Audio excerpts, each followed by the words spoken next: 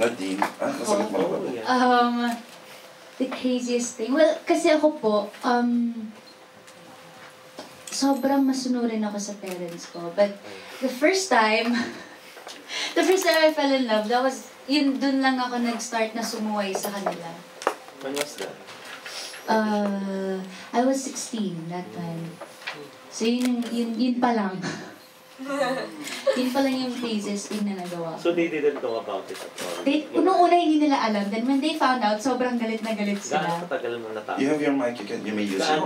Gaano katagal mo natago sa kanila? before they discovered? Sandali lang actually eh. Like a month lang or 2 months. Kasi nahuli din nila ako. Hindi kasi ako marunong magsinungaling. Hindi ako marunong magtago sa kanila. Before. So yun po, na-booking din. Okay.